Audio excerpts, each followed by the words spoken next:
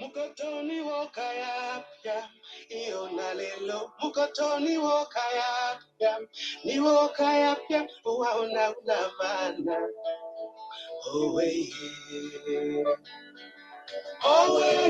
lelo iyo nalelo owe lelo ni wokaya ya waona unavana owe lelo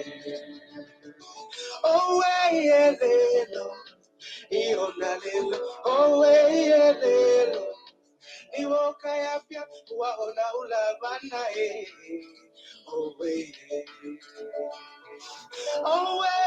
lelo, ionalelo, lelo, iwoka yapya, waona ulabana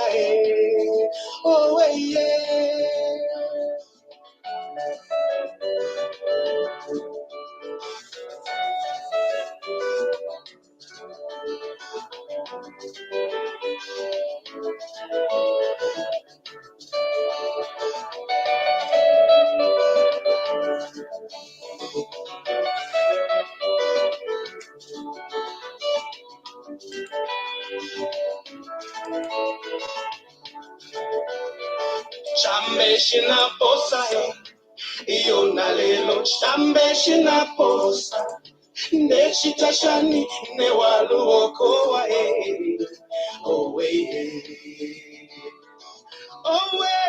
lelo ionalelo lelo Neshitashani ne waluokoa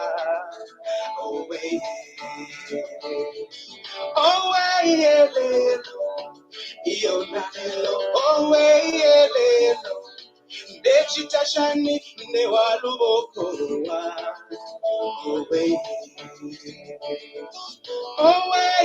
lelo ionalelo lelo Neshitashani ne waluokoa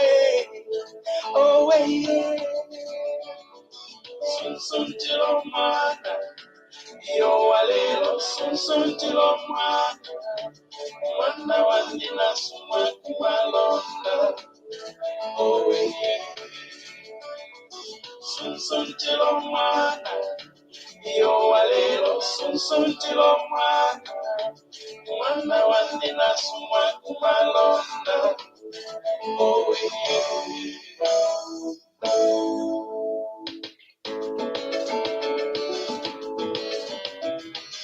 Chambe shina posa Chambe shina posa ne waluokoa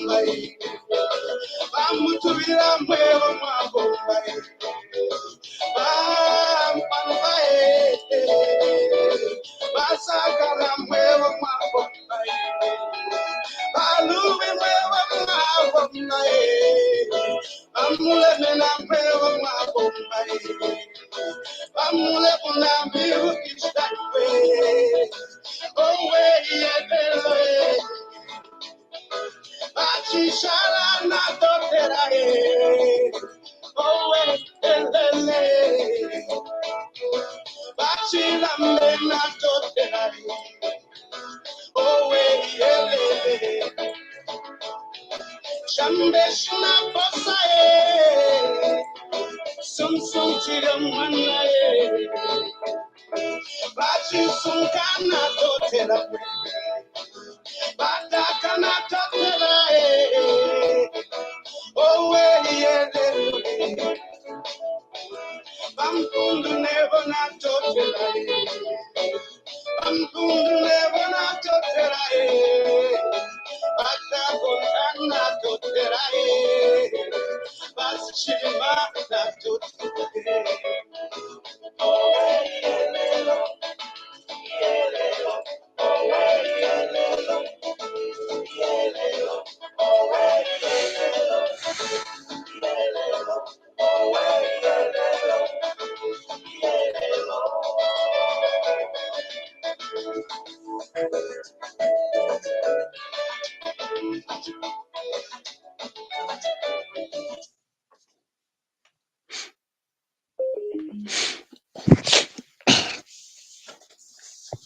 Yeah, I would love to start by saying Happy New Year to every Zambian, wherever you're watching us, all over the world.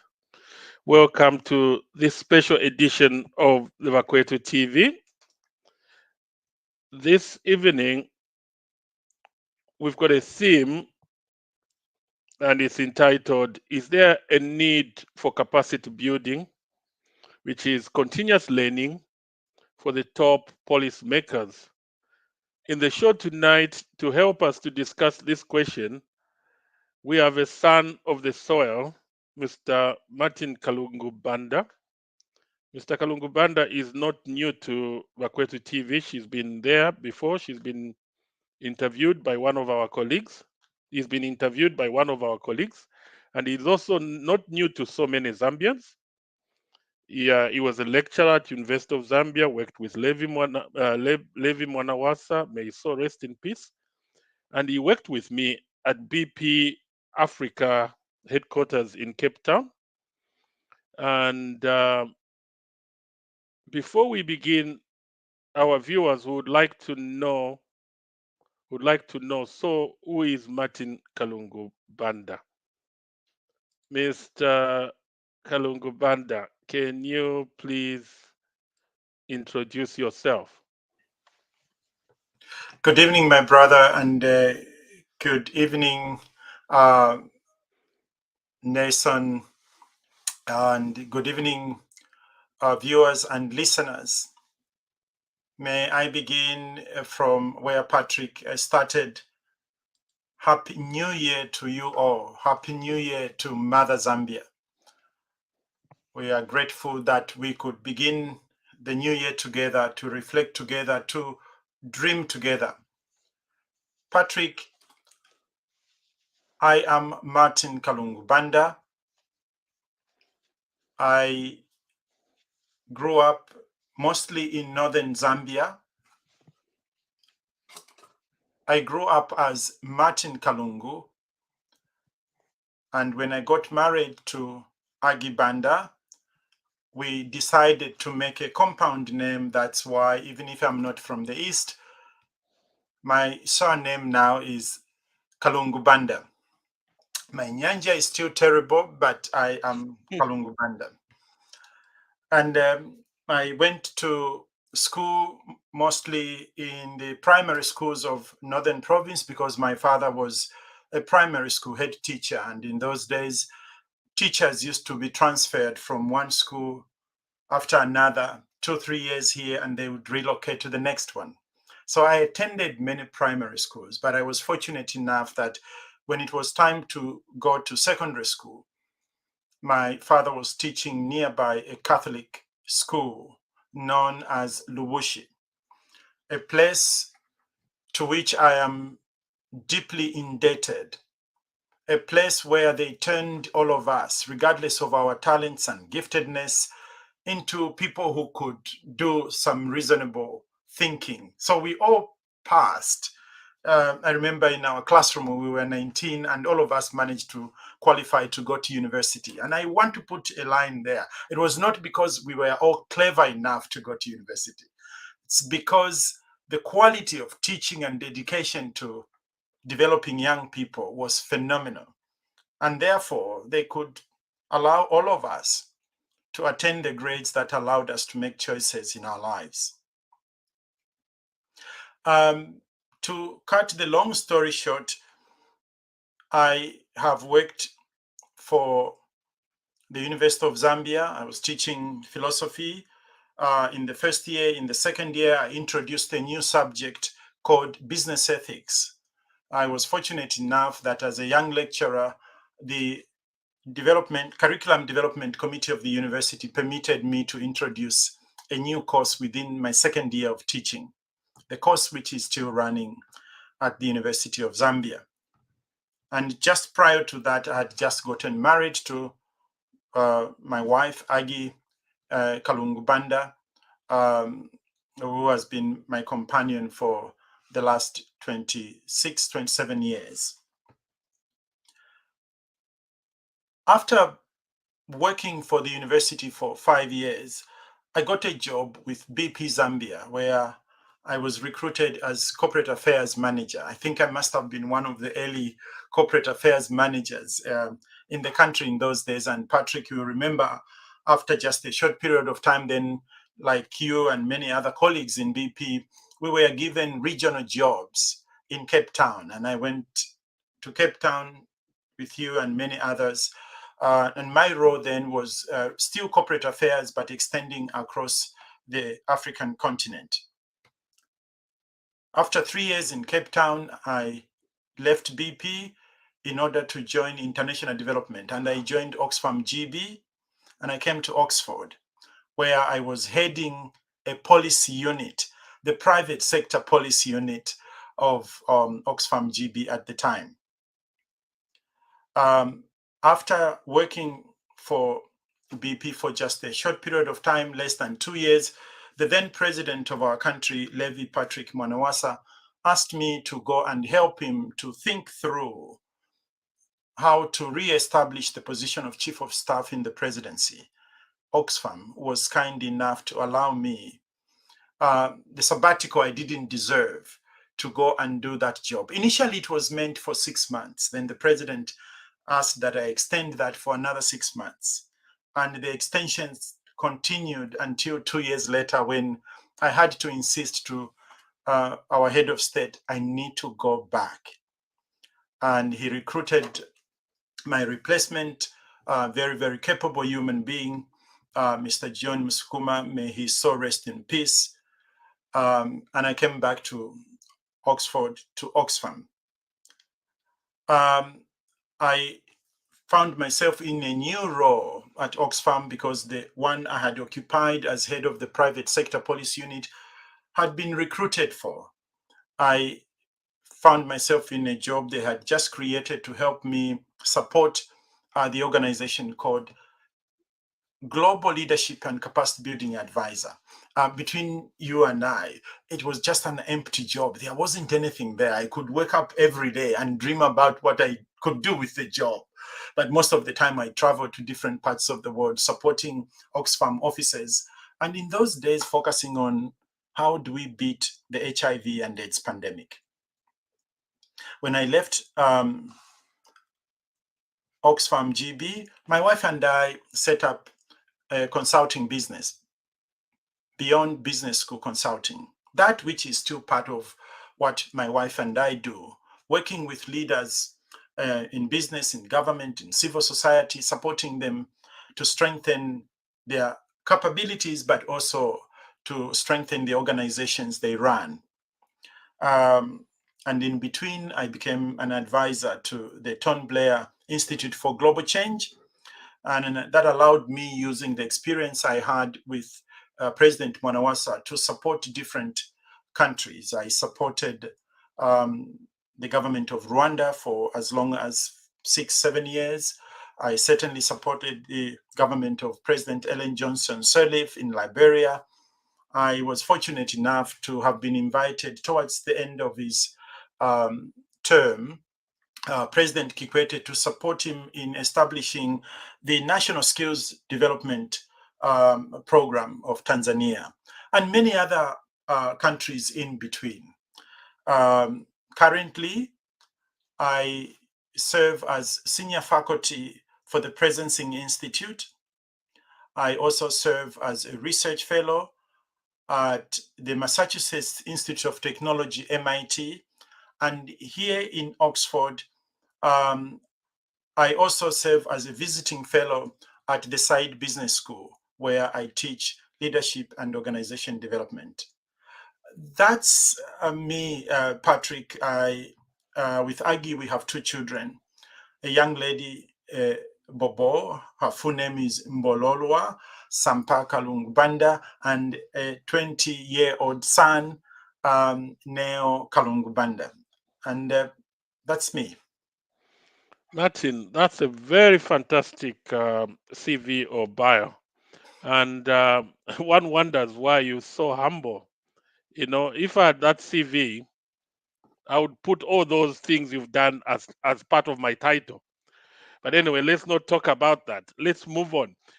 Before I go into the introduction, I just need to introduce my friend and my co-host in this initiative we've started.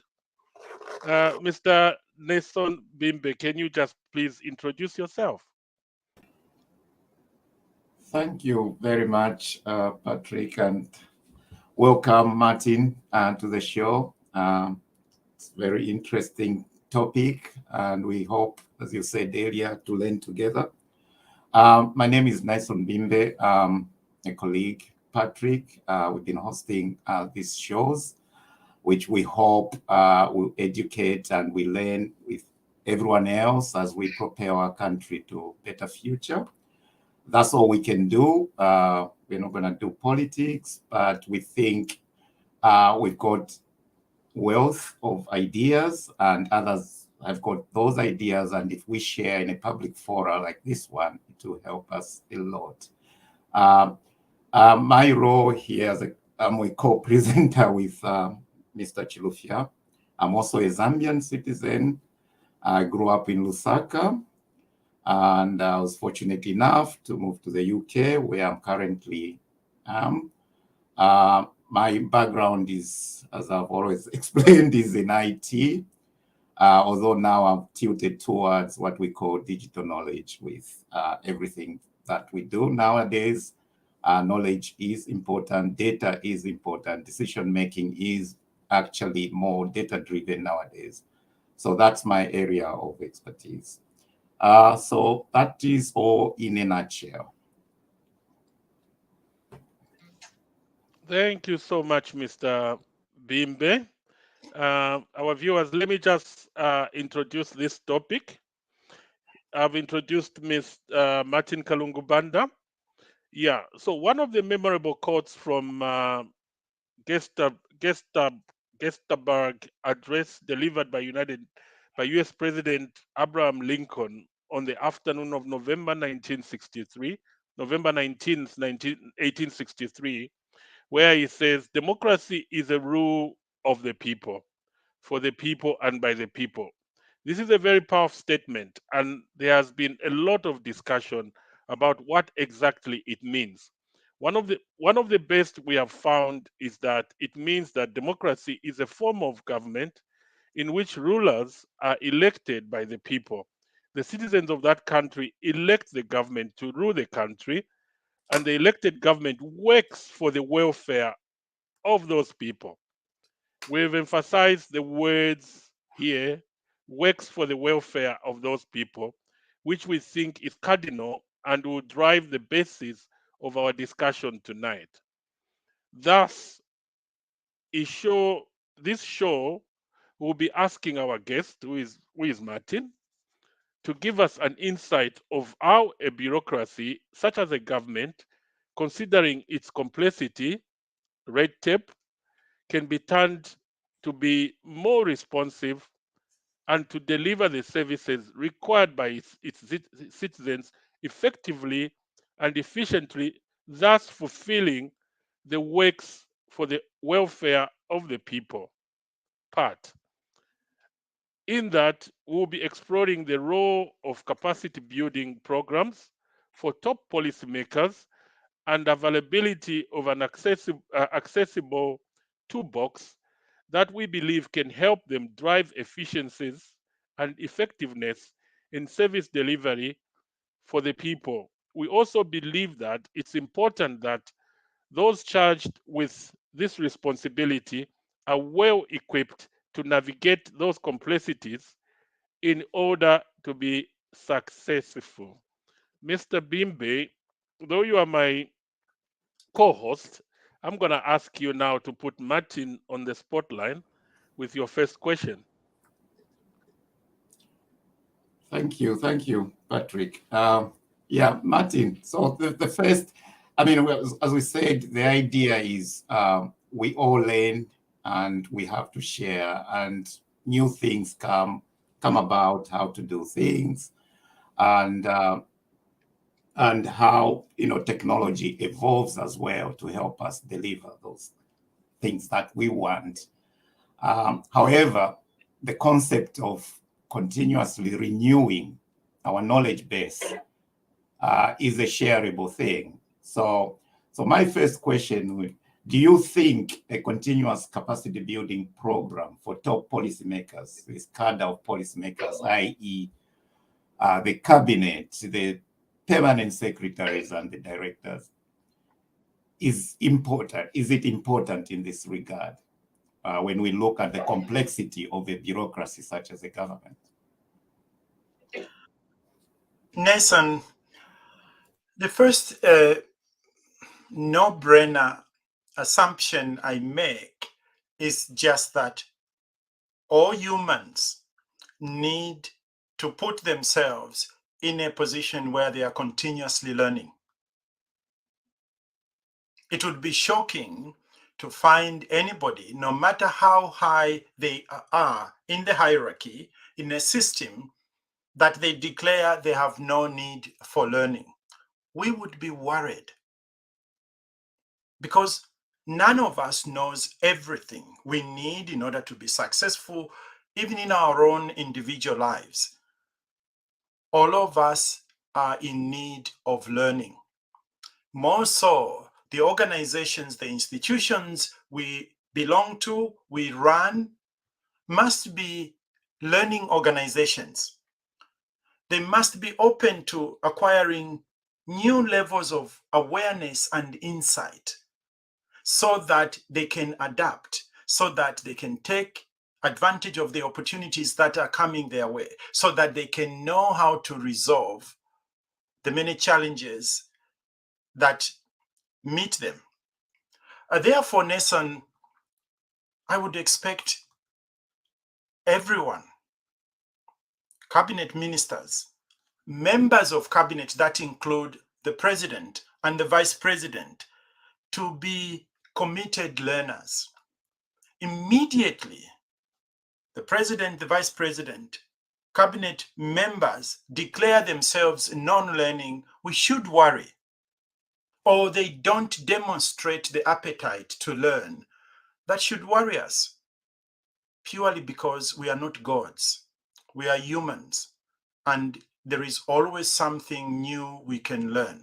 So that is my way of answering. And if I was to answer that by way of an example, Nason, even before I was invited by President Mwanawasa to join his team at State House, he had invited me to Zambia. He had invited me to Zambia to run a program, a training program, he said, for all cabinet ministers and all permanent secretaries. And I knew I was inadequate on my own. So I recruited colleagues who I knew had done this work. A colleague of mine, a professor from Namibia, Joseph Disho, and another colleague whose work, Patrick, we had witnessed in BP, Dominic Heil. Together with me, we created a situation where we could offer some training programs to cabinet ministers and permanent secretaries. They opened themselves up for learning. It was equally true that the president himself was in a learning mode. And one of the jobs I had when I was working with him was to be his thinking partner. Just like cabinet members ought to be thinking, learning partners to the president, just like all presidential advisors ought to be learning, thinking partners to the head of state. That's my way of answering your question, Nason.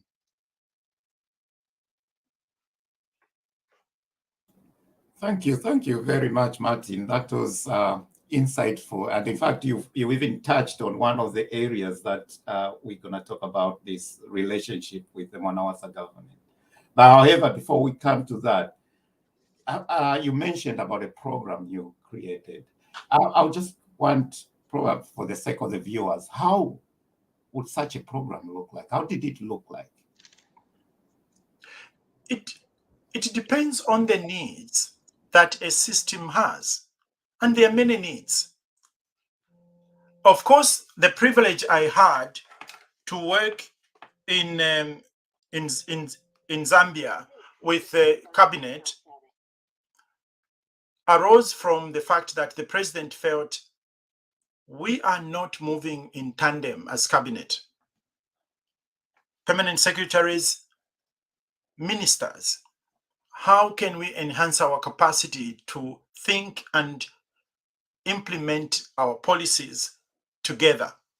So that was the focus I had.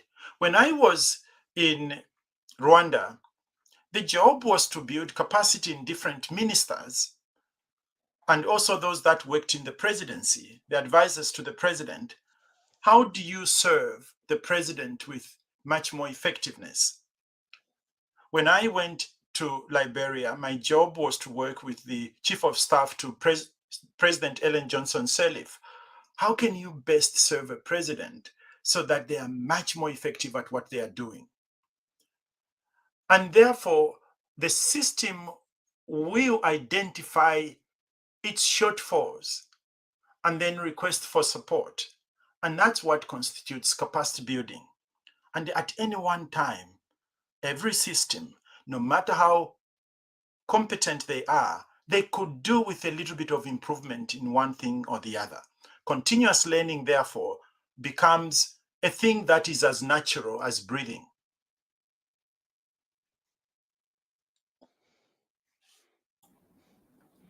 Thank you. Patrick, you want to, or should I continue with No, I'll take up. Yeah, because he's already answered 2 questions. Yeah.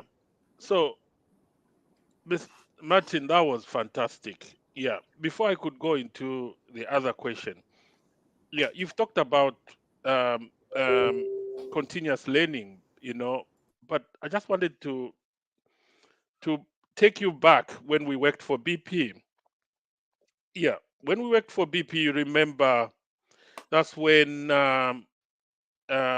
we had disasters in America, big companies collapsing, Enron, WorldCom. And if you remember, BP introduced a course for middle management level upwards called Governance, Risk, and Ethics. I think you remember. It was done, it was two companies came together. I think University of Johannesburg and Business Times in South Africa, Business Day. And they came up with this course, which was online course, and every middle level manager at BP was supposed to do that course. And the title of the course was Governance, Risk, and Ethics. So, so Martin, in context of the government, how important is that our ministers, our permanent secretaries understand the issue of, and you mentioned about introducing the course, business ethics, the importance of governance, understanding the risks and ethics. Over to you. Patrick, one would assume that by the time someone is becoming a permanent secretary, they understand the process through which ideas are created, ideas are clarified, ideas are tested, and then implemented on a large scale. This should also be a similar assumption we make when we are talking about men and women who create our cabinet. But it's not always the case, because presidents tend to have the freedom to pick anybody and everybody they feel could add value. Therefore, it's possible to end up with a permanent secretary who doesn't have those capabilities. The president might be thinking, you are good because, and yet normal managerial policy making, policy implementation capabilities might not be there. The same for ministers. I don't mind if that is the case, because the president can always have a justification for the appointment. But the big deal is that then the appointing authority must also facilitate learning for those people so that they become functional. If they don't, they can become an interference in what you want to do. But there are also basic qualities that we assume or should be in those that are serving at senior government levels. For example, the skill to listen. From head of state through the vice president, cabinet, and permanent secretaries, directors, they should be good listeners. If you don't listen and you are only listening to your own voice, it doesn't take very long before you sound like a gong that has no meaning. If we don't listen, you won't know when things are going wrong. If you don't listen, you won't appreciate the much change that is needed in the system you are superintending. I cannot overemphasize this quality. Politicians are not very good listeners quite often. So therefore, they have to convert themselves from head of state to Minister X. They have to relearn, because the nature of coming to be these positions is that quite often you are the one telling people what to do. And therefore, along the way, you lose this human capacity, this leadership capability to listen and listen and listen. Throughout history, great leaders have been great listeners.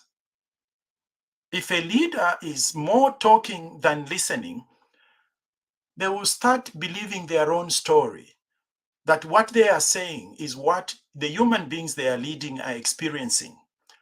That is what creates dissonance between what the leader is saying and the country they are running. It's called being out of touch. So if you are a cabinet minister, try and speak less. And when you go to open that conference, don't dash out. It's a conference you are opening because knowledge and experience, data is being shared. Try and stay and become a learner. Yes, we gave you the privilege to open it, but also find time to sit there and learn. The same applies with the permanent secretary. If you become a specialist at opening meetings, everybody else is going to have information and data and experience and knowledge, and you will be floating in the clouds with nothing other than the office you hold. Just by the way, one of the things I learned working in Rwanda, there was a period of time when the government would come together with more than 200-300 people from across the country.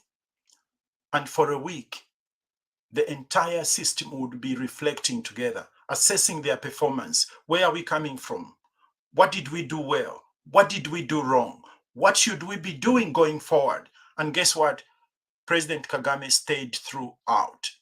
Annually, twice this is done. And he doesn't go there and open and dash off. He wakes up every time with everybody else doing this thing called learning. Martin, why are you still there?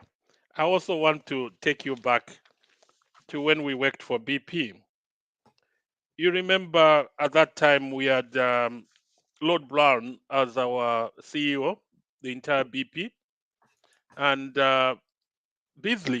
Mike Beasley was our CEO in Africa, South Africa, Cape Town.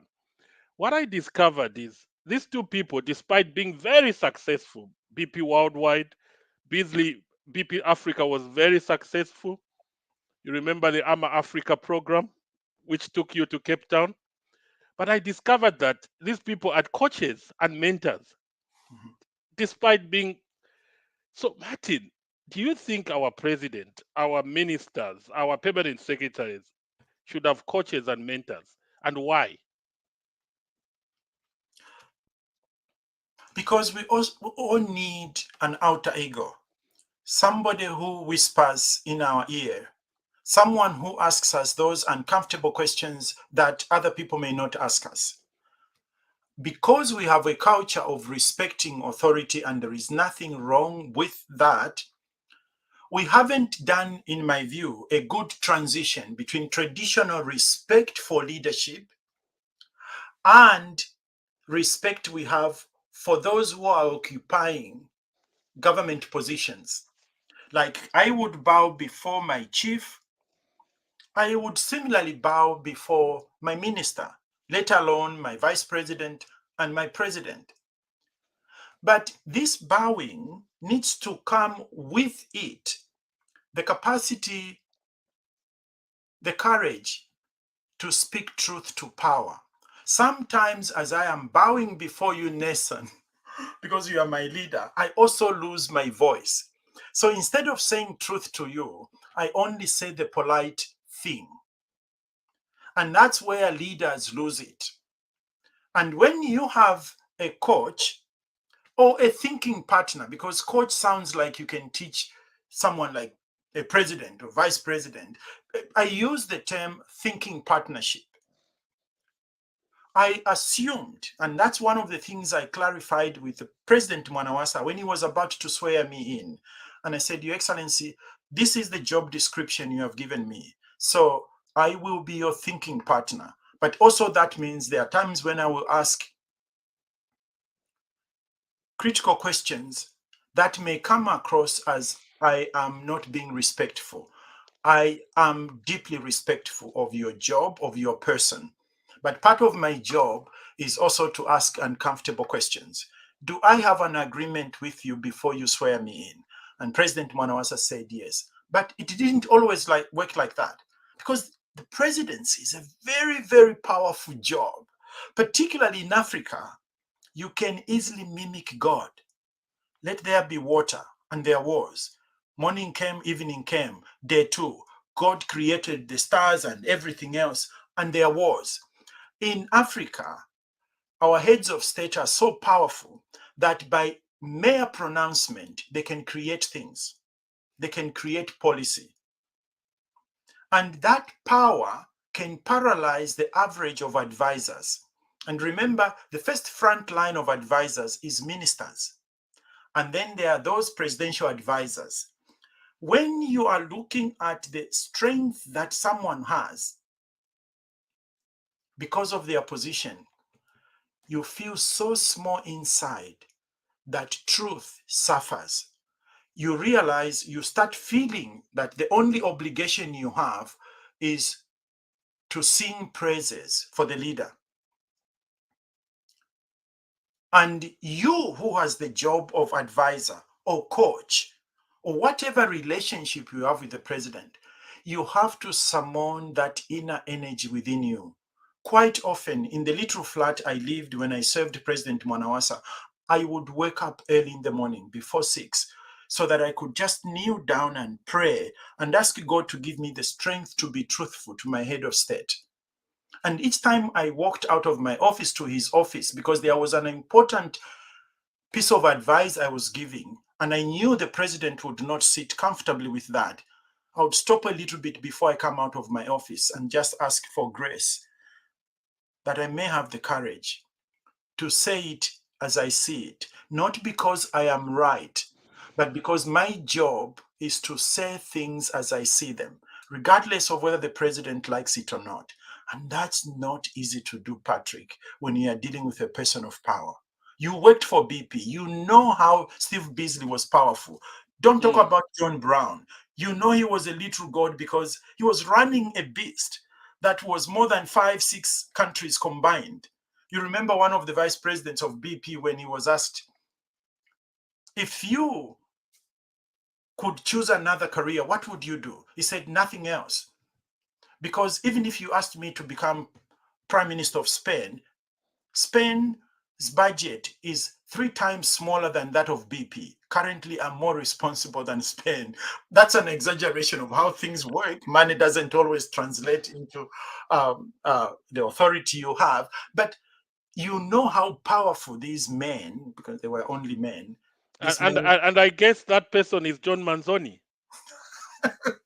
At least John went and worked for the British government at some point. Yeah.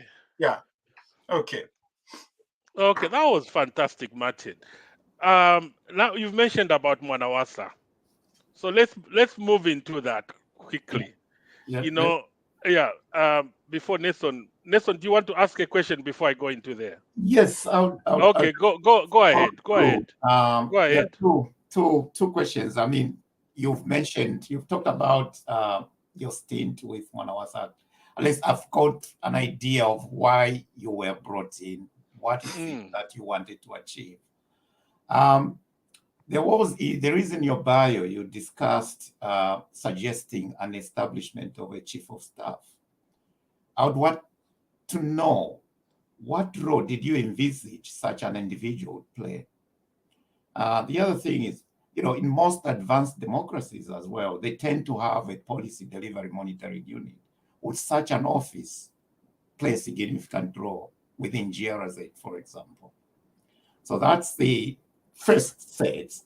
The other set is, you've talked about the culture of worshipping leadership and not telling truth to power, which is a problem which you've elaborated very, very well. There is another aspect in assuming that we want, say, to help, or the government of the Republic of Zambia wants to bring in such a program. What would be your advice on how to implement it and deliver it without creating an impression that their appointees lack skills or are incapable? And attached to that, what would you suggest to be the best approach to encourage a culture of continuous learning among this senior cadre of policymakers? That's quite loaded.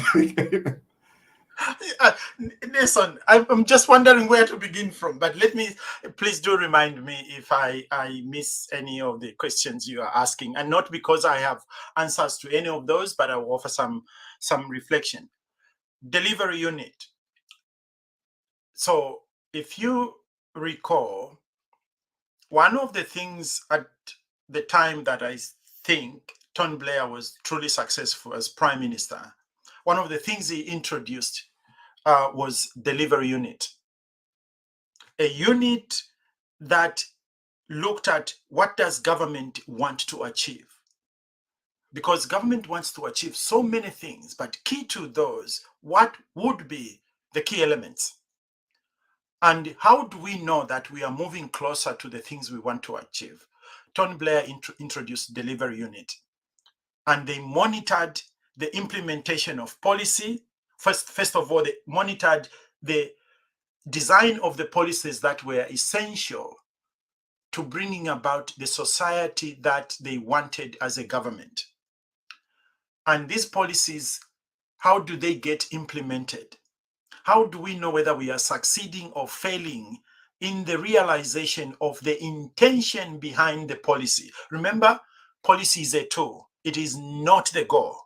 Policy formulation is not the goal. The goal is describing that which we want to see in our society, in our organization, if we follow this way of thinking and acting. And then being truthful when you are learning that things are not working.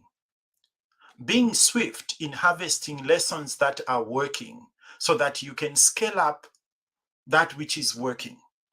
A delivery unit has been a proven system for ensuring that government is operating, if you like, in a scientific, in an objective way, and in a manner that you can measure your performance. And again, going back to the overbeaten example, part of what makes Rwanda, in my view, successful in implementing some of the policies is because they have applied the method of the delivery unit. Worshipping leaders, Nason, is found everywhere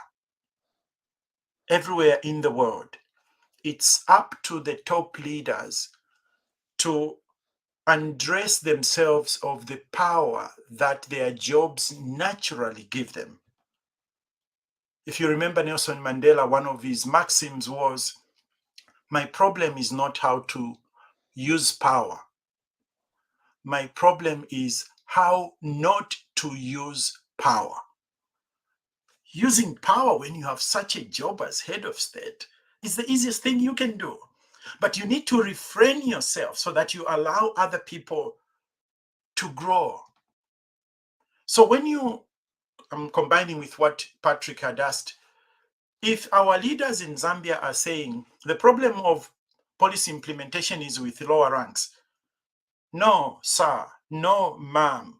Part of the reason we recruited you as the top person, as the minister or as the president, we also suspected that you have the power, you have the skills to inspire lower ranks. That's blame giving.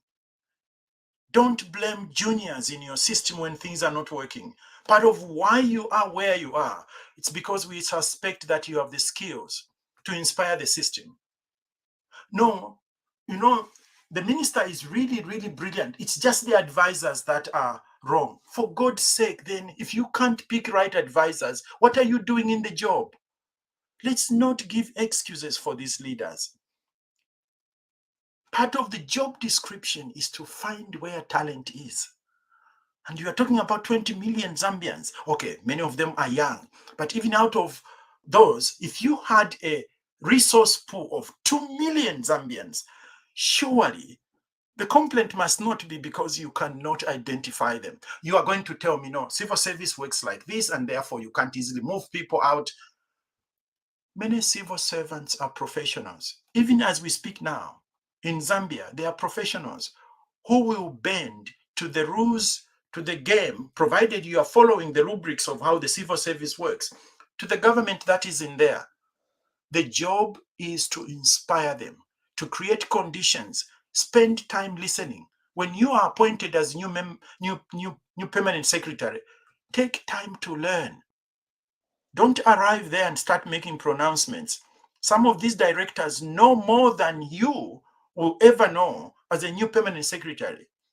Be humble enough, and they will teach you how things work.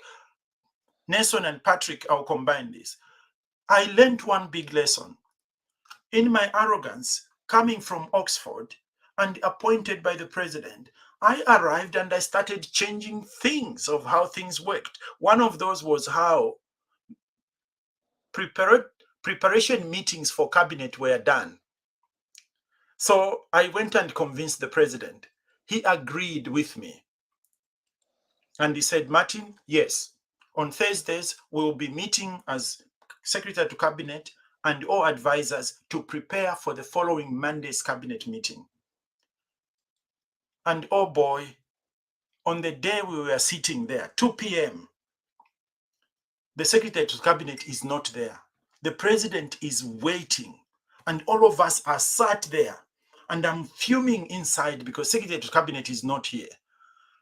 And then my phone rings, and the secretary to cabinet says, Martin, may I speak to the president? I pass the phone to the president.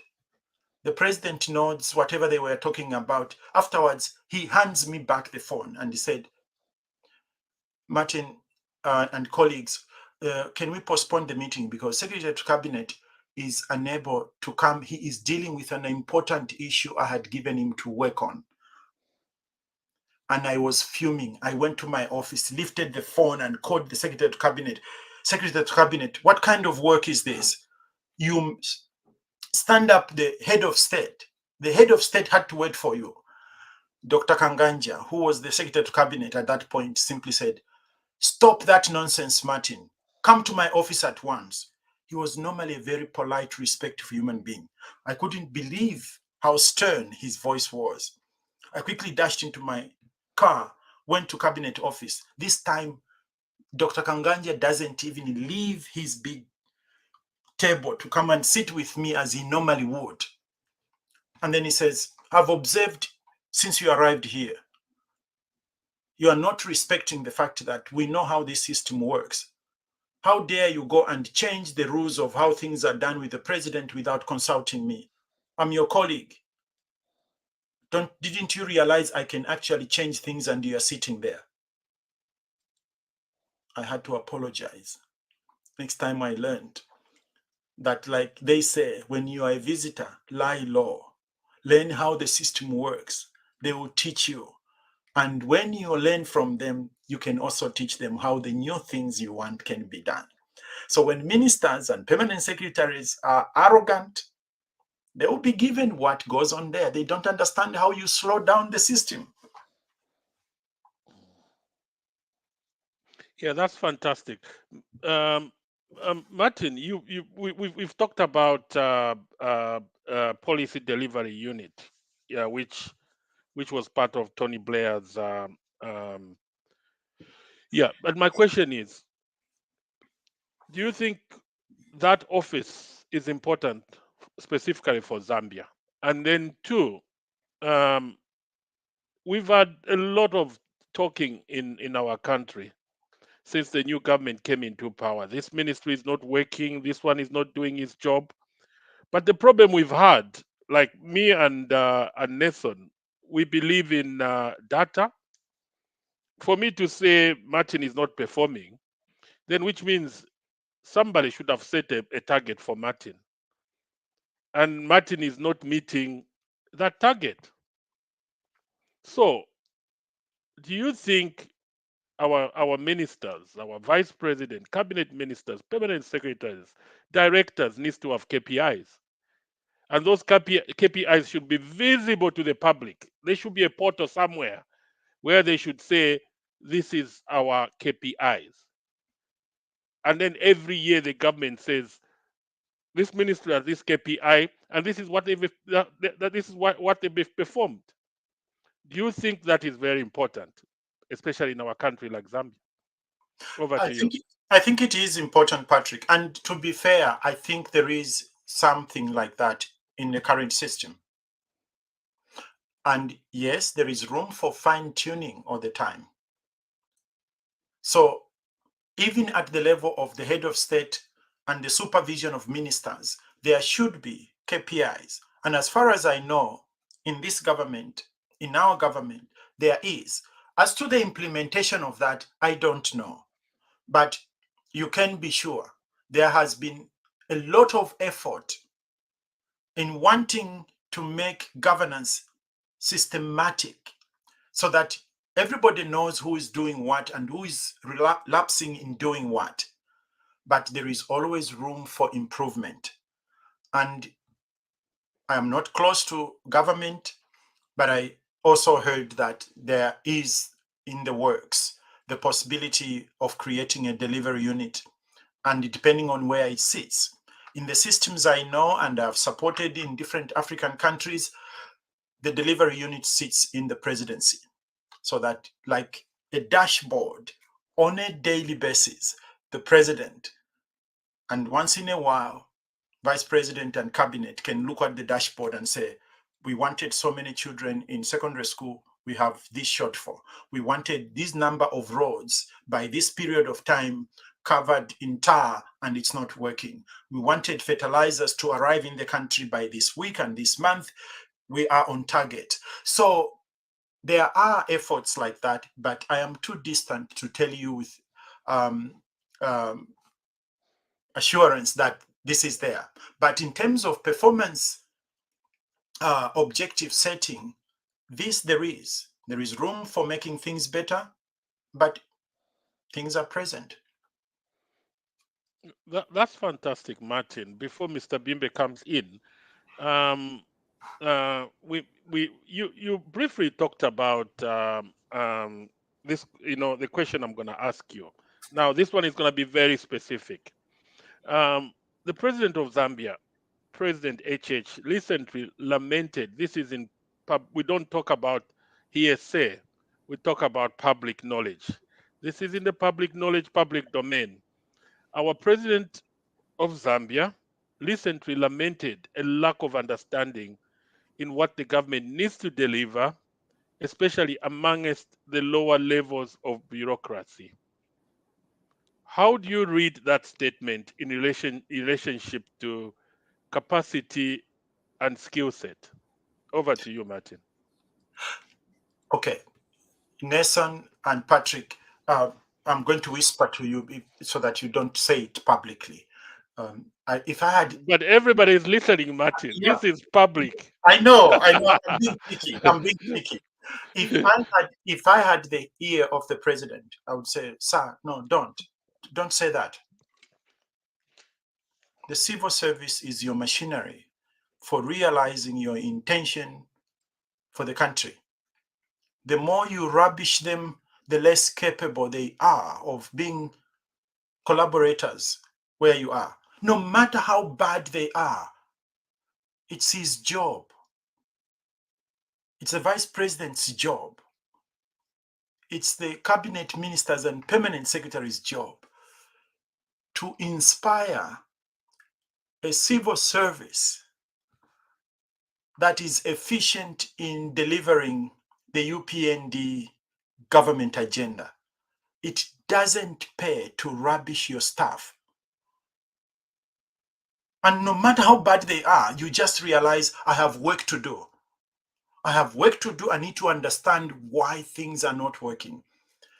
I have a lot of respect for the president. But on this particular case, if I had the chance to whisper in his ear, I would say, sir, don't ever speak against your employees in public like that. Challenge them when you are behind the curtains.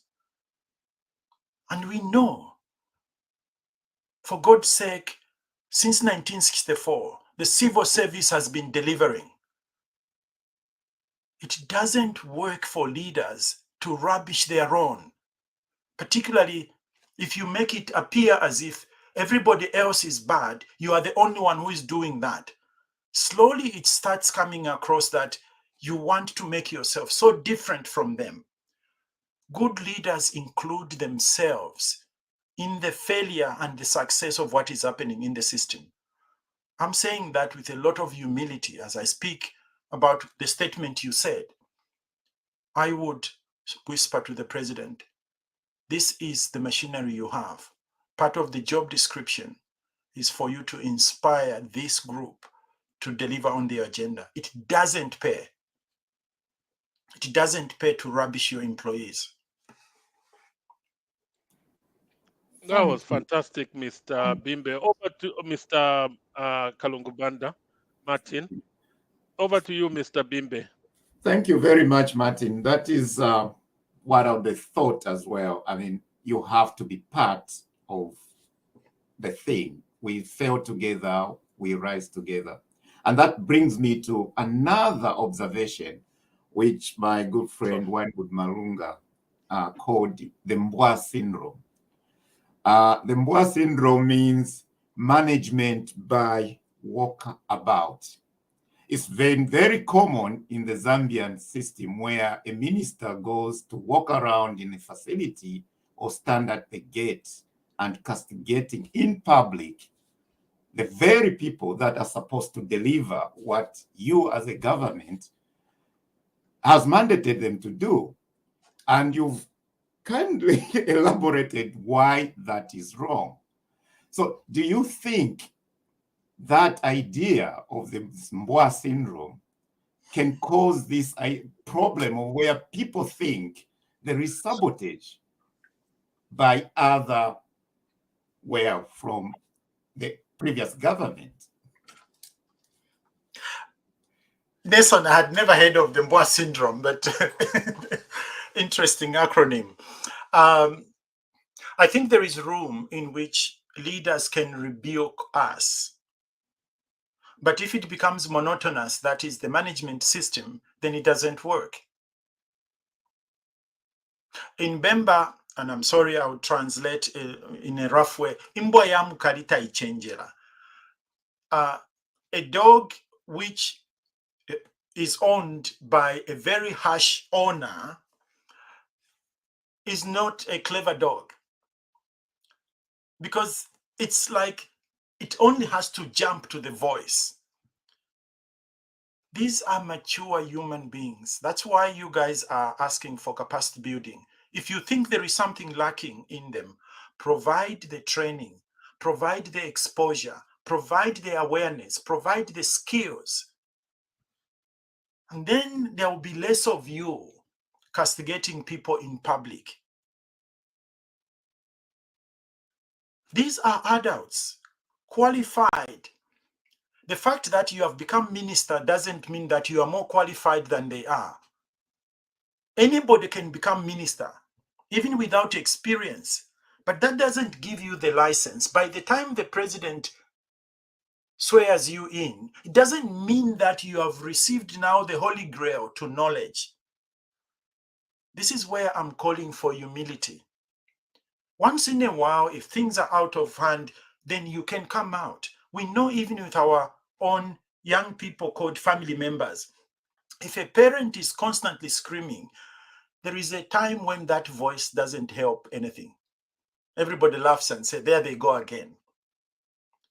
Once I don't have the skill, it's your job to create conditions in which I become more skillful, I become more competent, I become more experienced. That would be my response. The Mbwa syndrome should be used sparingly. Once in a while, the rest of the system, be a horse whisperer. Encourage them to perform to the highest level by whispering in their ear, encouraging them when they are doing the right thing. Ask them why they might not be doing the right thing. That's management. That's leadership.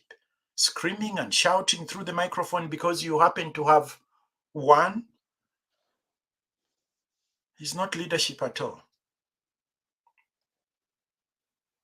Mr. Bimbe, have you got a follow-up question? Or Yes, I've got a follow-up question. Actually, thank you very much for actually putting it straight. I mean, I thought I was the only one thinking, well, this is not really good. You're dealing with adults.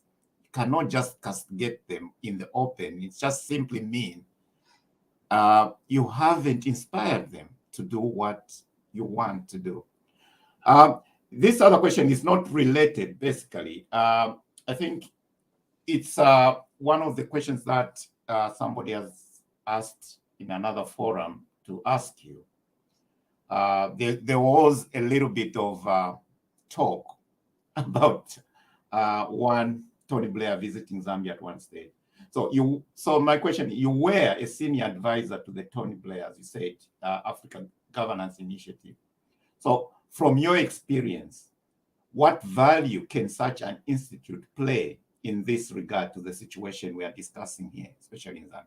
I do understand the institute was very prominent in Rwanda, a country that I've worked in for some time, 3 months, and things seems to be really in order. There's no, you don't sense a sense of chaos in the way policy is delivered. So what is there a role such an institute with, from your experience, can play in a country like ours? Nason, I want to preface my response with the following. I am not speaking on behalf of the Tony Blair Institute for Global Change. I am still a friend to the institute, but I'm no longer the advisor. Do I value what they do? Absolutely. So what the institute does is that it goes into a country, and then the country identifies these are the areas of capacity building we see. And then the institute finds the best in the game, in the world. So let's imagine it's budgeting issues. So the institute would look globally. who have been at the helm of excellent budgeting in the world.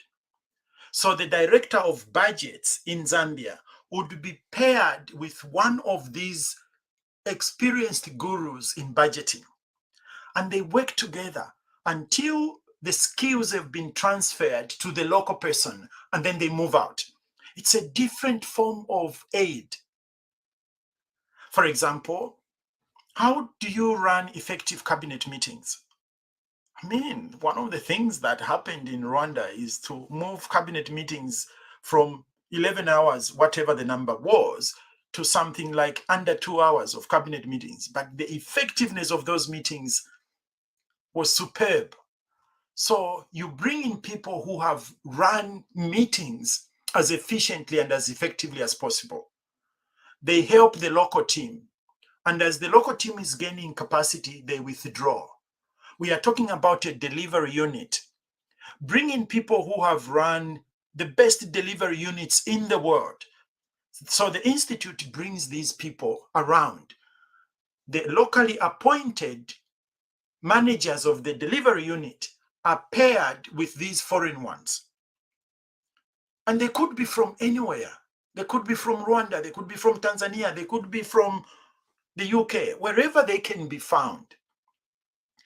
And then they transfer the skills, the capabilities. Quite often it's over a period of 2 to 3 years maximum. And then local capacity remains. That's the little I can recall and share. And I said, I'm not speaking on their behalf only because I know their work. And that's a very different form of aid. It's capacity building, ensuring that the local skills are done. So when I was sent to Liberia under the Institute, I was paired with the Chief of Staff to President Ellen Johnson Sirleaf. And we shared, this is how I would run the day of the president. This is how I would prepare the president for a press conference. And this is how I would sit with the president to review. And then sometimes I'm invited to do that with the person I'm supporting. And then I withdraw and I start observing and then giving them feedback. When I used to go to Rwanda, I would go and sit in one of the ministers' meetings. I'm a fly. And each time they finished the meeting, then we would sit, how much and how did I handle that? And then I would give them feedback. And then I would retreat again. Then I would be a fly throughout. And then until they begin to demonstrate the skills they were looking for developing, I am their thinking partner. I'm their practice partner. And when they feel they have gotten the gist of what they are looking for, then you withdraw. So that's called transference of skills and capabilities. That's how I see the role of the Institute. Thank you so much. Thank you so much for clarifying that.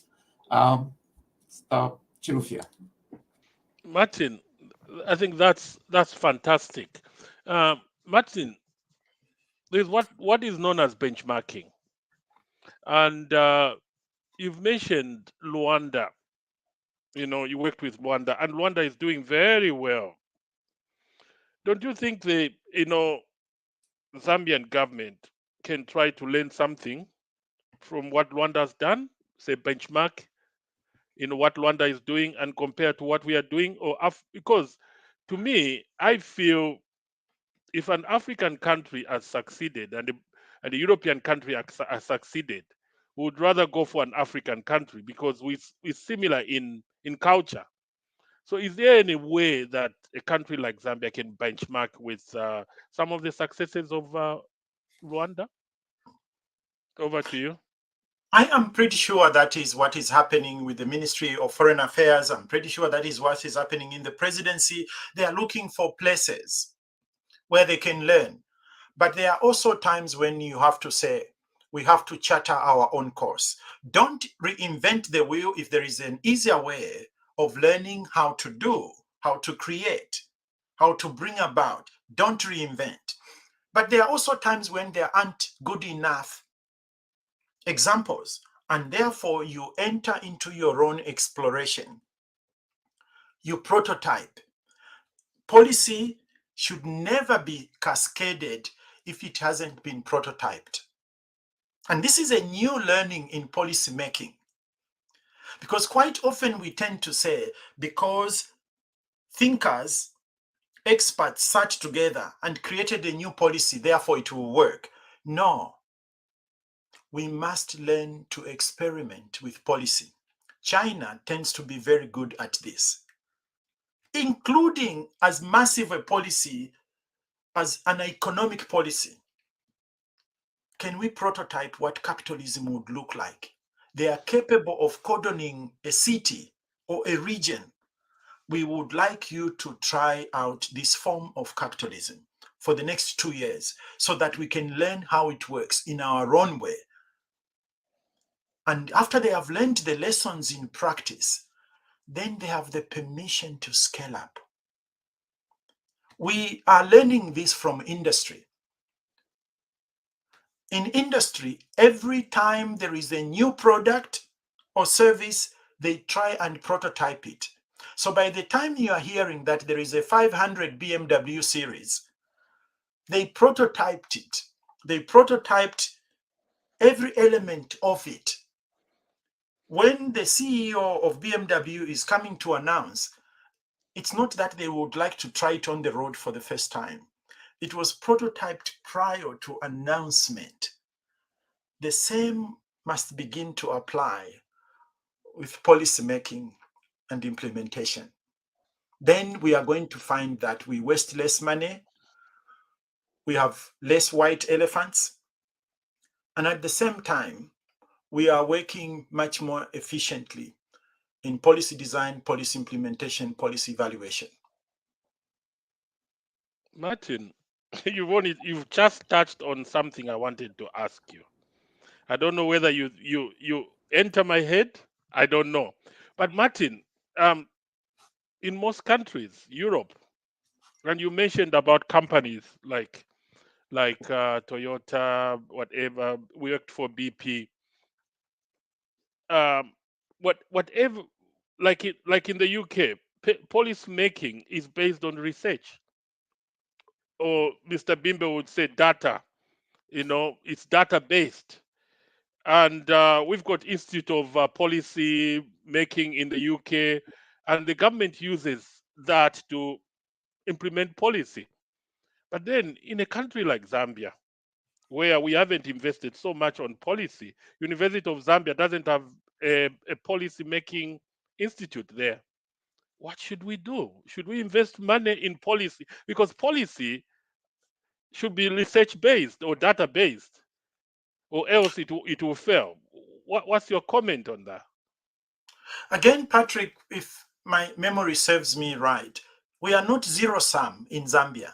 There are these institutions. All they need is to be properly funded, properly supported, and they will generate the data you are talking about. Yes, the trend is that policy making must be based on data. But you need research to feed back that process you are talking about. And research costs resources. We need to intentionally fund those institutions so that they can supply the data, so that they can evaluate, so that they can make assessment of what is going on. When leaders realize the importance of data and how that is crucial to them succeeding in the country they want to work towards and create, then investing in research, in policy institutions is not a waste of resources. It is part of the agenda and what it will take to realize the Zambia we all know is possible and are dreaming about. And to be fair, even in the UK, there is a lot of struggle in finding funding resources for these research institutions. They are lucky in the sense that they are multiple. There will be many ways in which this information comes through, but the struggle is the same. I happen to be part of a group that is thinking about how do we prepare nations for the future we are likely to face in 20, 30 years' time through education. Patrick, And Nason, I was shocked to find that countries we are admiring in terms of education are themselves saying data shows we are not ready for the future. Our education is not suited. Here in the UK, we admire Estonia, we admire Finland. But Finland and Estonia are saying we are not ready for the future. We need to reinvent education. I'm fortunate enough to be part of the thinking group around that. It even shocked me to realize that people we are looking up to are already saying we are not good enough. That's what data does. It throws itself in your face. You can't duck, and therefore you confront the brutal realities you are facing and begin to change. Data is power. Thank you, That's Martin. fantastic. That's fantastic, Martin. I can see Mr. Bimbe is itching. Before we go into the background, we've got a number of people in the background. They've been waiting to ask questions or to comment. I'll ask Mr. Bimbe to if he's got a question or comment before I It's a do that. comment and some questions. Again, it's something that you've touched about, and I did a project where I was at ideas where we looked at foresight and futures, which is quite an interesting tool. So, the premise is that, we live in a connected world today where, problems or good things that happen in one part of the global village can have impact on wherever we are, especially even in Zambia. So, for example, the unpredictable geopolitics, let alone the bigger thing is the climate change. So the underpinning of that is a foresight and futures is a tool for forecasting and preparing an organization for an uncertain future, and its benefits are summarized as, gaining strategic vision, managing risk, and creating a future-ready and alert organization. So from what you've said, where, countries like Estonia, we know they use digital throughout. They've got what they call open government, which is based on digital technologies, but yet they think they are not ready for the world of 20 years from now. Would such a thing work for Zambia? Because I'm coming back. If I compare United Arab Emirates, they had oil, but probably they did a foresight and think this oil will not take us anywhere. Why don't we start preparing ourselves for that future and become a services country? Would Zambia have benefited from such, where we could have said, when copper prices were good in the 70s, 80s, thought, how could we diversify the economy? Would that, so to speak, speeded up the diversification of the economy? Because it's a thing that Zambia has always talked about. We understand the minerals are a diminishing asset, but we're still struggling to get into these other bits of the economy. Now, with all this going on in the world, isn't it right now for our policymakers, for our cadre of policymakers, to be embracing such tools? Nason, an important question and comment. But again, to be fair, Zambia is not at a zero-sum level, because we do have, for instance, there have been efforts in the past and more so now for e-governance, digital governance. And if I may even say so, with the two leaders of the public service at the helm now, the Secretary of the Cabinet and one of the Deputy Secretaries of the Cabinet, I know of them. They may not know me as such, but I know of them and their capabilities. There is everything to hope for. I'm just hoping that the politicians will allow these men and the few women that are there that are working through to implement what it means to run a proper public service. And indeed, Nason, the capacity to set scenarios. In case this happens, we are likely to do the following. And if option B or scenario B becomes the case, we may do the following. The futures you are talking about, it's a common tool now we can use. What would Zambia look like 10, 15, 50 years in coming?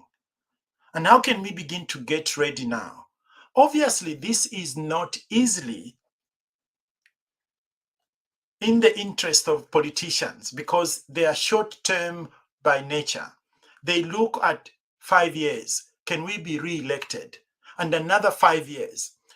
But even with that, given as it may be, it's possible for leaders to aim at something much longer term. And studies you are talking about are part of what helps. You paint a picture of the country in 30 years to come.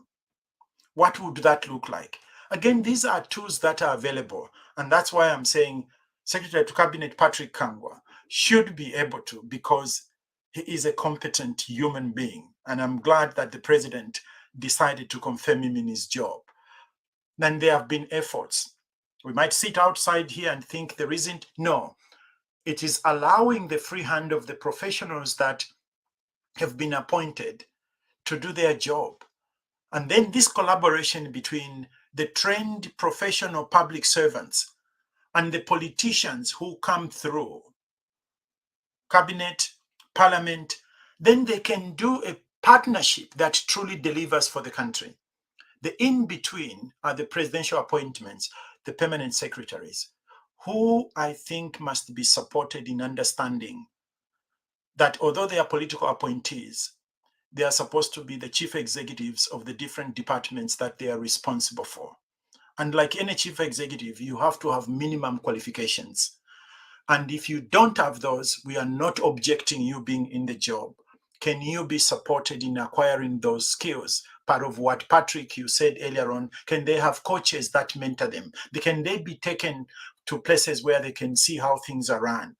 As CEO, you know you need to understand not only the future you are working towards, but also how to make best use of the little resources that are available before you.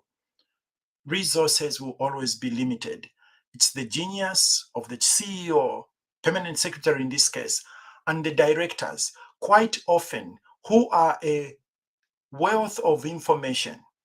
Only arrogance will stand in the way of the directors helping the CEO, the permanent secretary, excel. Martin, that's powerful. You've mentioned something very important that some of us who work for NHS, we talk about every day, utilization of scarce resources. You know, we've never had more resources, but we try our best to use, to derive the best out of those scarce resources. Mr. Bimbe, any more comment or questions before we can bring? I've already brought in Grace Marie Kalunga. Have you got anything to say before I can ask Grace to ask a question or comment? Then I bring in more people in the. We still have 2 more people in the background. Thank you very much, Patrick, and thank you, Martin, for what this was really insightful, and I've learned a lot. At this juncture, I think I've said enough. I think it's good to let other people also contribute.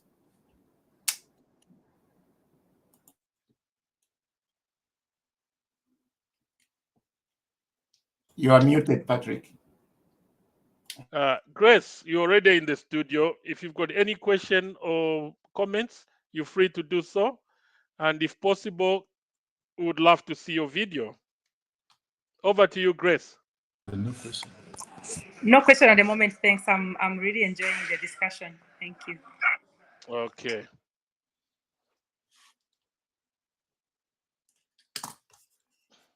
And then I've got Cecilia Zimba.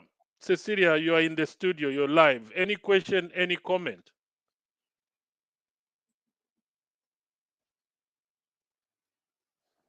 Cecilia is nowhere to be seen.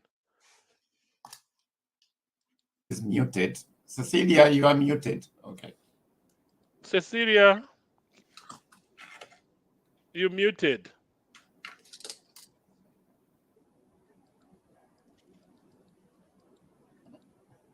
Okay, we can go to another one. Yeah, we'll go to another one. We've got our own Mukelebai. Mukelebai, any comment, any question to Thank you so Martin? much. Thank you so much for Martin Muchwan. It's good to see you. I'm a big fan. I always enjoy your show, and you taught me something that I will never forget. To date, I still think about it. It's about the office of the presidency, how people tend to forget about themselves when they are holding that office. Yeah, they let the authority runs them, and they lose focus on their objections. Anyway, what I wanted to ask you, Martin, was since you have been making comparisons so far from Mwanawasa to the places that you've worked from, Rwanda, and of course you've talked about the two of you having worked together in the BP. I just want to find out your views over the comparison as well on how the UPND so far has performed, and as to compare to the 10 years that we're subjected to. How do we find ourselves on the right trajectory? Are they doing the right thing despite those shortcomings you have alluded to earlier? Thank you, Mr. Mkelabai. First of all, before you go, I wanted to check, which 10 years are you referring to? The 10 years from the previous regime. Ah, okay, the PF government. Yes, please. Thank you. Thank you, Mr. Mkelabai. And I speak humbly as a citizen of the country. There is no comparison. If I'm honest, there is no comparison. PF was a disaster. Imagine what would have been the country had they stayed in power up to now. And if I had again any request to make to PF, there is even room to apologize, particularly for those who are aspiring for leadership. There was everything wrong. Look at how they began with fanfare. People were extremely inspired to see a new government coming in, whether President Sata or President Lungu when he began, but then down the slope they went. Honestly, there is no room for comparison. We can only be grateful that their term was ended by the people of Zambia. And now it's up to the UPND government to help us to charter a new course as a country. And if PF is still in the game, and they should be in the game, if I were in their shoes, I would begin by a little bit of stock taking. What truly happened? Why did people reject us in that way? What can we learn? And where possible, can we go back to the people of Zambia and apologize? Doesn't really matter. But for now, no. And I would even urge our leaders in government now, don't even make reference to PF. They are not the standard. Probably of all the political parties that have run our country, maybe they have done us the worst. They may believe otherwise. I'm just a citizen, and therefore my opinion doesn't have to be accepted by everyone. I'm just expressing, you asked me a personal opinion, Mr. Mkelabai. Yes, please. I wouldn't even waste time making reference because that was as low as things could come in running the affairs of a country. So the standards that UPND government must be aspiring for is something away from the nightmare we were in the period you have referred to. That's obviously very judgmental on my part, and it might not be seen as kind by many people, but there is no room for comparison. No, you are honest. You're very honest. Thank you. I think Martin, on that we are on the same page, and I've always said this and openly. One of the reasons that I decided to sit down, stop everything I was doing, go into the trenches and make sure that that government is wiped completely out of the face of Zambia, was what we are talking about, Martin. And had we allowed that government to stay for another 5 years, Zambia was going to be another similar to our neighbors. I don't want to mention their names. We were going to be carrying money in our wheelbarrows to buy a loaf of bread. And we were going to have a foreign currency in Zambia, the way things were going. But thank God that has happened. And as Martin, you've said that we cannot even compare ourselves to them. What this new government needs to do is what I respect President Mwanawasa, may his soul rest in peace, is what Mwanawasa started and the legacy he left. When Mwanawasa died, and Mr. Rupia Banda took over the country, I, for one, was talking about going back to Zambia. The economy was doing very well. And then come 2011, 2016, the economy started sliding down. By the time this government took over, the economy was minus 2.8%. Minus 2.8. We were in a recession for many, many years, and the government never accepted. So this government just needs to do the right thing, put our country on course, and they can do it. They've got everything. We've got another friend of ours, Roy Mobora, one of the comrades in the struggle. Roy, over to you. Any question, any comments for Martin? And good to see you. Yes, thank you, Patrick. It's a pleasure to be here. I know Martin fairly well, so hopefully the question I'll ask him won't be too much of a surprise. Martin, I've listened intently to what you've said, and I've enjoyed pretty much everything you've said. I was just wondering, have you mentioned servant leadership at all today? And yes, you laugh, I know, but it's something I associate with you. It's a term I associate with you, and I'm wondering if, how do we incorporate that kind of leadership? How do you develop that in our government, in our country? Is there a way? Do people need to go for training? Is that the kind of thing that one can learn? And how would you go about developing that in our government? Roy, thank you very much. Thank you for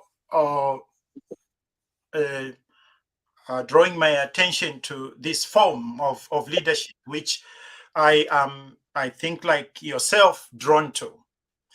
And so one way of thinking about this is, and I learned this from one of my teachers of 20 years ago. You remember, Patrick, when we were trying to transform BP Africa, we did bring in different gurus to help us to think through what kind of business did we want to create going forward.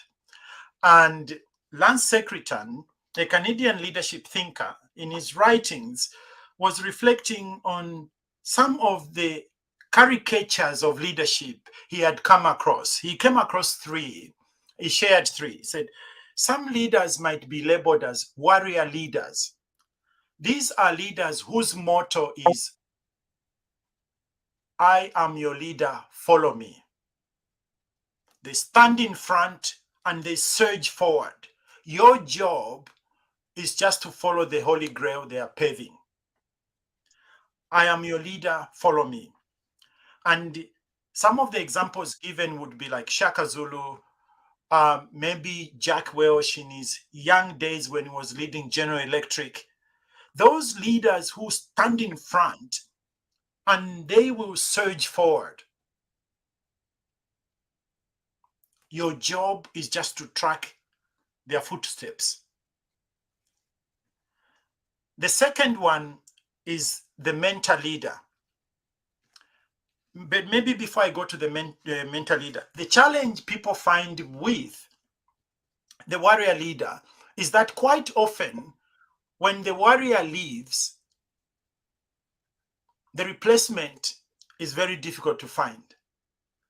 And they occupy so much space that when they move out for whatever reason, a vacuum is experienced, and an organization or society they were leading may tend to regress.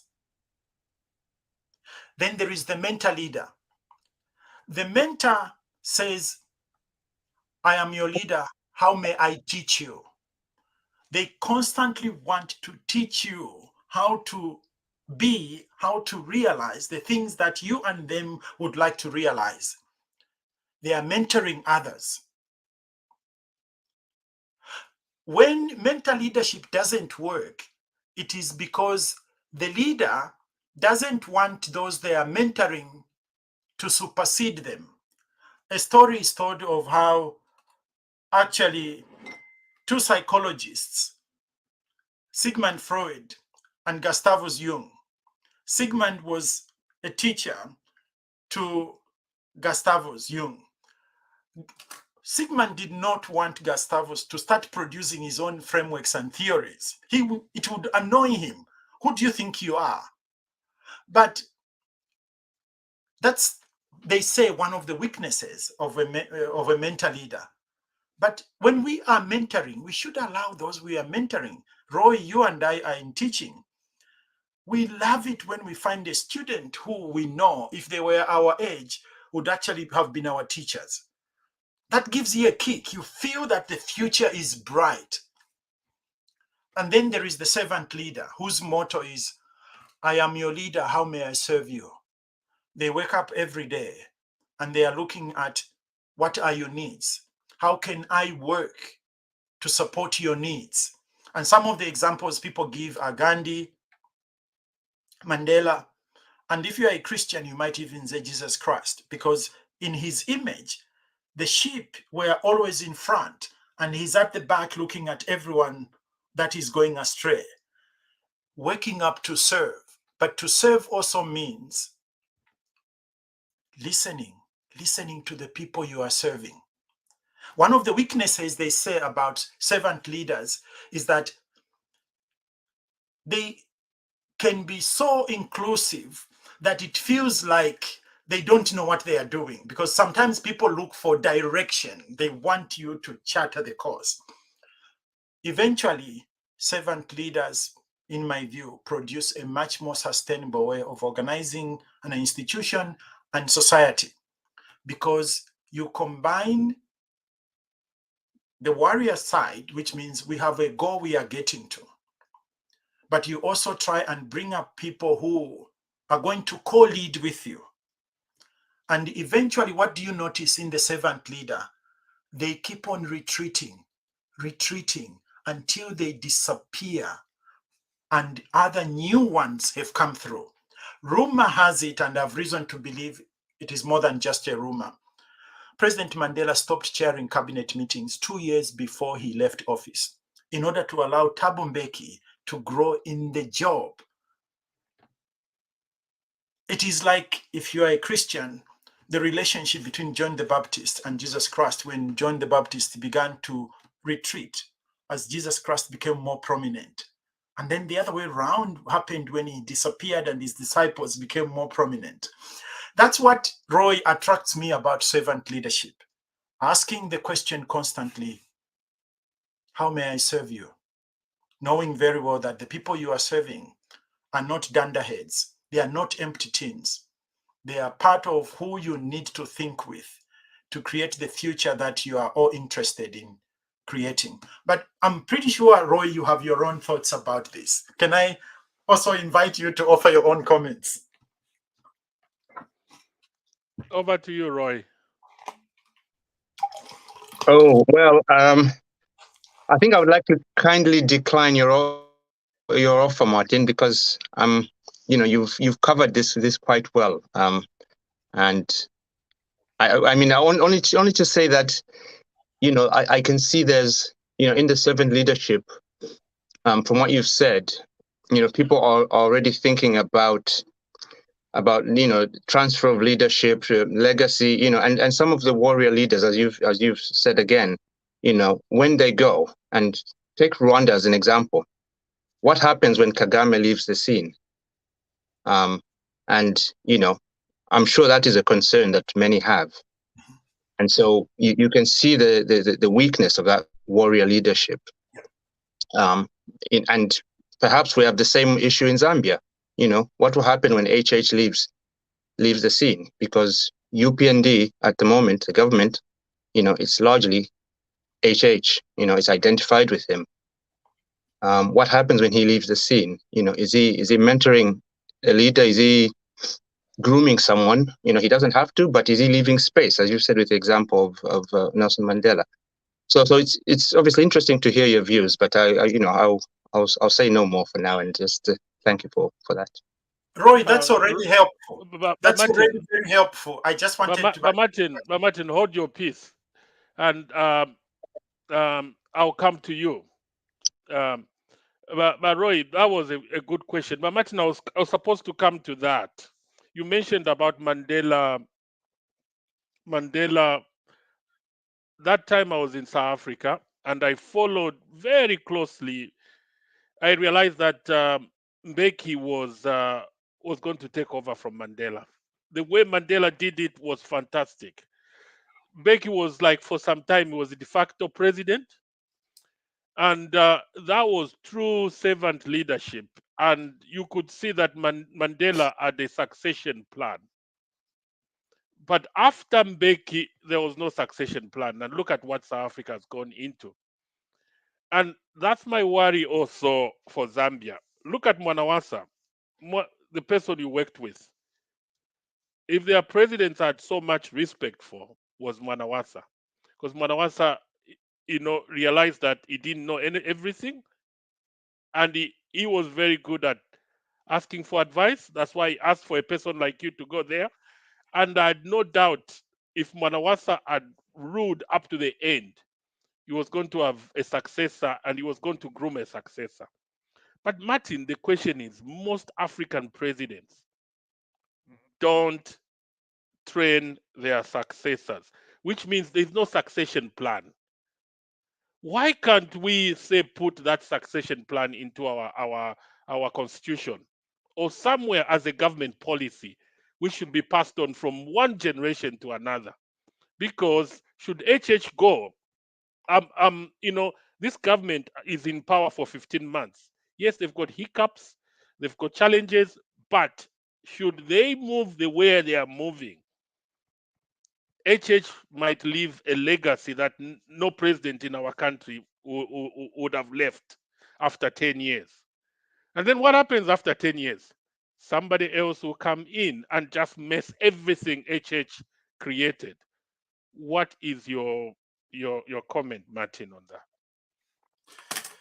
Gee, those are tough questions. But allow me to just go a little bit back to. I'll come back to your point, Patrick. I want you to go back to Roy. You raised something extremely significant for me.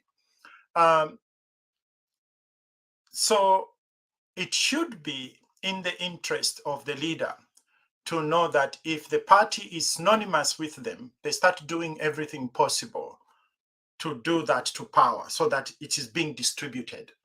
If it becomes too centralized on them, in the way people are worrying, as you said, about Rwanda, it can be true about us. The leader must be intentional. I remember in my little book on Nelson Mandela, I write about a story when Nelson Mandela deliberately sends Mbeki out of the country. And then, as if he didn't know, he says, oh, I also have a meeting outside the country. And what does he do? He appoints someone from the opposition, Mangosuthu Buthelezi. I had the opportunity to meet Mr. Mangosuthu Buthelezi, unfortunately, in Germany, and I asked him the question, what was it like as a leader when he first asked you to be acting president of the Republic of South Africa?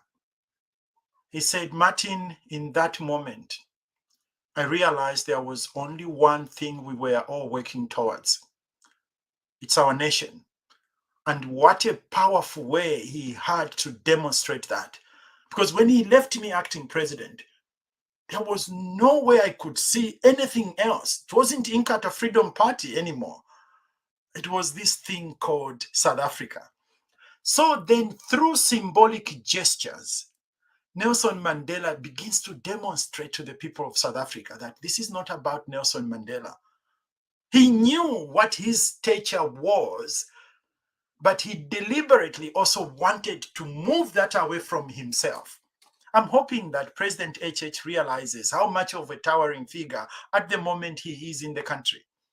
And he begins to demonstrate that there are other leaders with him. And Roy, you also reminded me of one aspect. One person can also embody the three types of leaders I talked about: the warrior, the mentor, and the servant.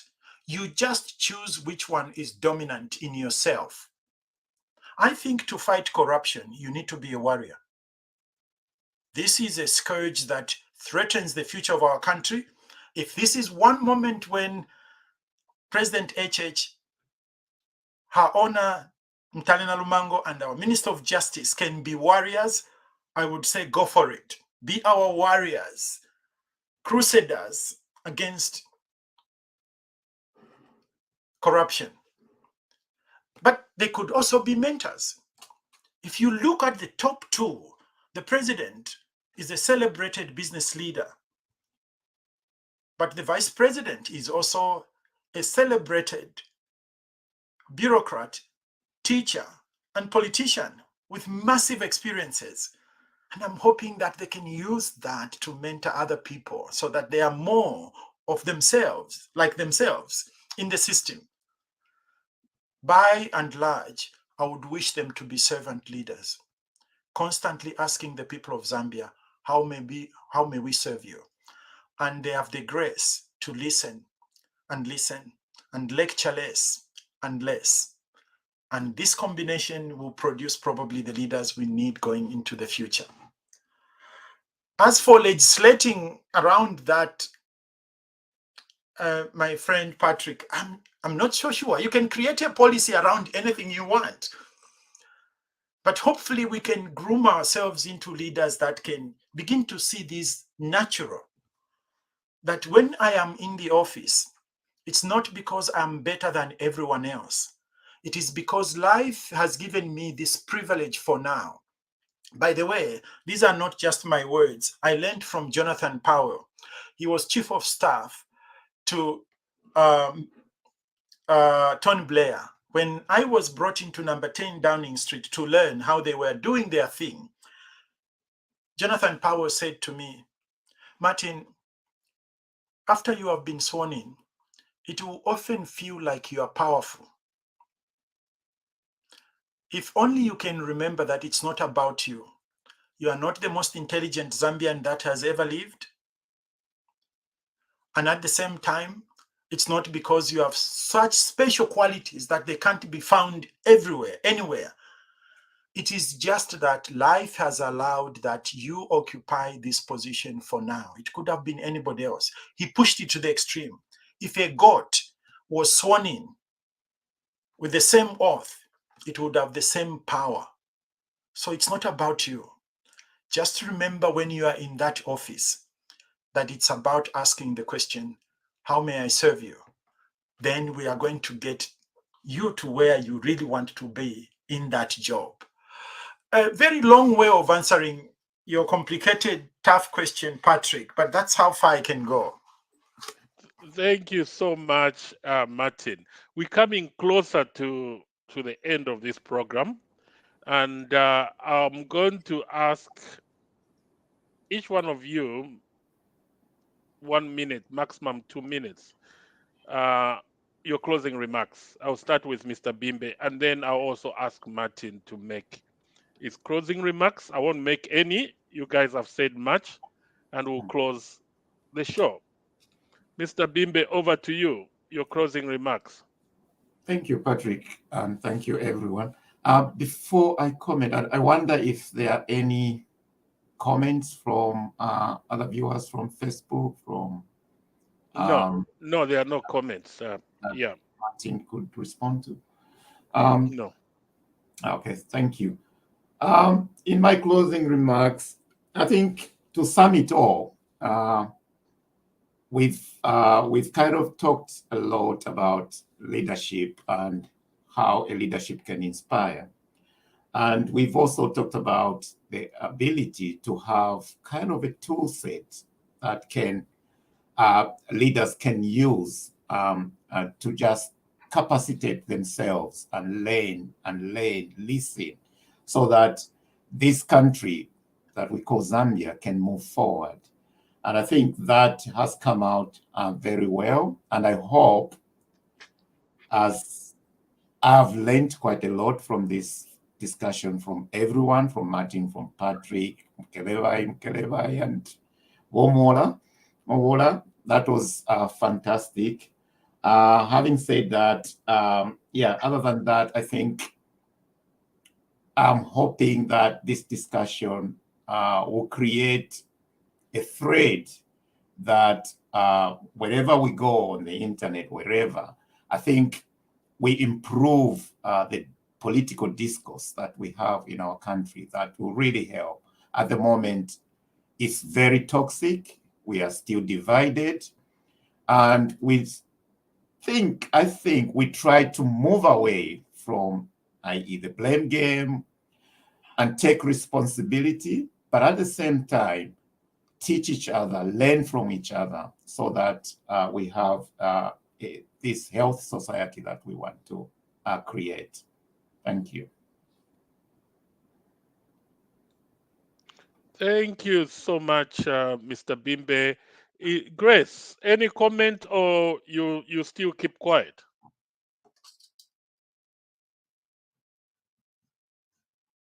Yeah, Grace is quiet.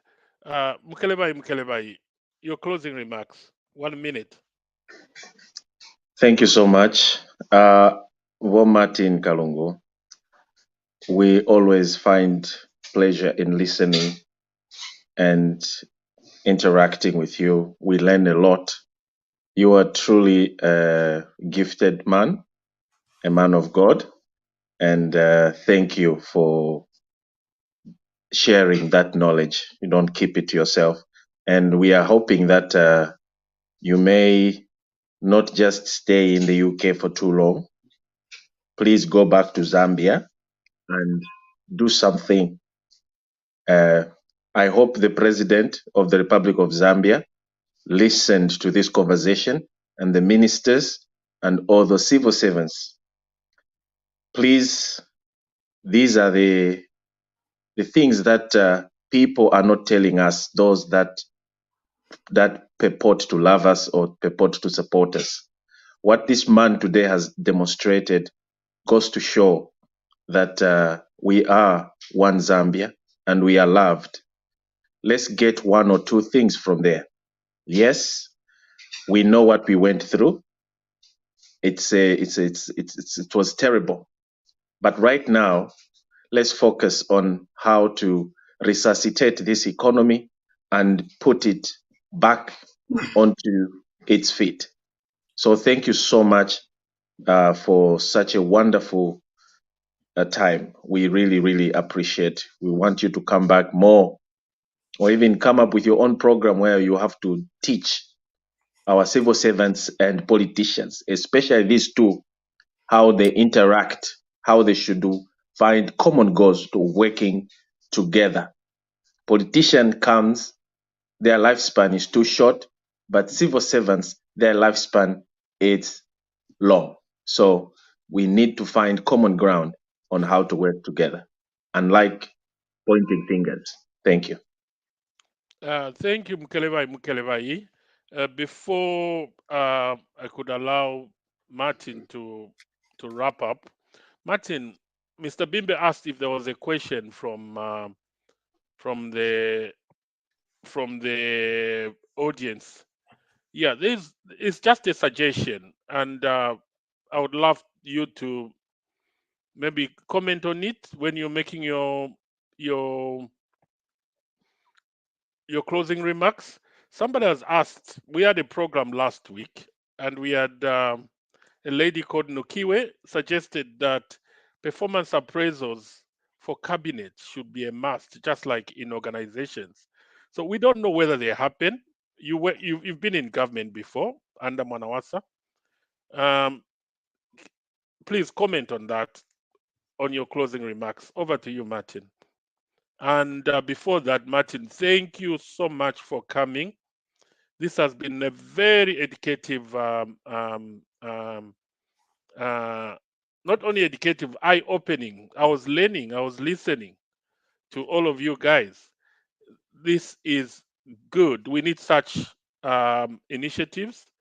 And I hope a lot of people are listening and we can pick up one or two things for the better of our country.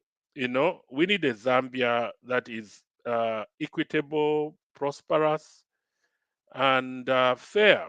And such programs can make Zambia to be that place. Over to you, Martin. Thank you very much, Patrick and colleagues. Thank you, Mr. Mkelevai, for your kind comments, and Nason for hosting this conversation.